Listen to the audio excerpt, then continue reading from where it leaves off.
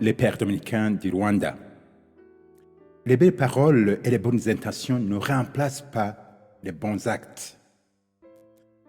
Le message de la parole de Dieu de ce dimanche nous est donné sous forme de parabole. Cette parabole met devant nous deux figures de gens qui représentent ce que nous sommes devant Dieu, ce que nous sommes dans le concret de notre vie. Le premier fils a désobéi à son père qui lui demandait d'aller travailler dans sa vigne, mais il s'est repenti après pour faire la volonté de son père. Le deuxième fils a obéi avec respect et politesse par une promesse qu'il n'a pas concrétisée dans les faits. Que pouvons-nous apprendre de ces deux attitudes? Deux leçons principalement. La première leçon est qu'il faut toujours évaluer et apprécier notre attitude devant Dieu. Jésus nous invite à ne pas nous enfermer dans le passé, mais d'essayer de le dépasser pour le meilleur. Nous pouvons nous demander ce qui s'est passé dans l'esprit de ce jeune homme qui a d'abord dit non à la demande de son père, mais qui, par après, s'est repenti.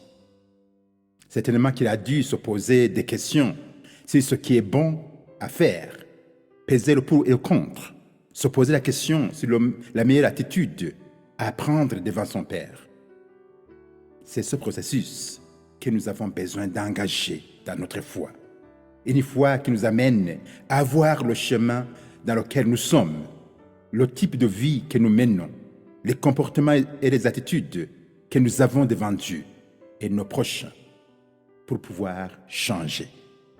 Il s'agit de faire un pas et refuser de marcher sur place.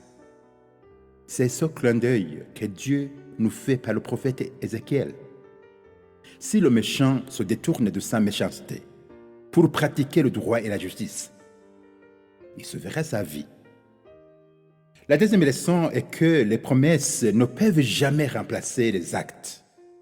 Les belles paroles et les bonnes intentions ne peuvent jamais remplacer les bons actes, les actes nobles. Jésus n'a jamais cessé de nous le rappeler.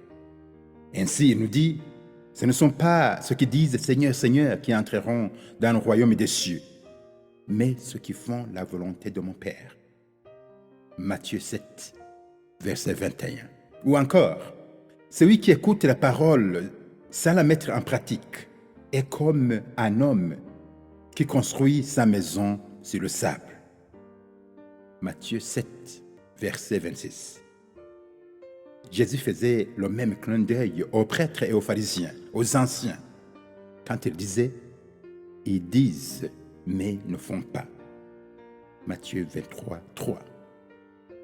La belle promesse du deuxième fils nous rappelle que les belles paroles qui ne sont pas traduites en actes ne sont pas fiables et peuvent décevoir.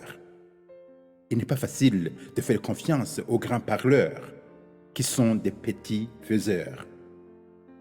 Souvent, nous nous lamentons à propos des démagogues, des charlatans, des gens qui nous envahissent de discours sans action concrète.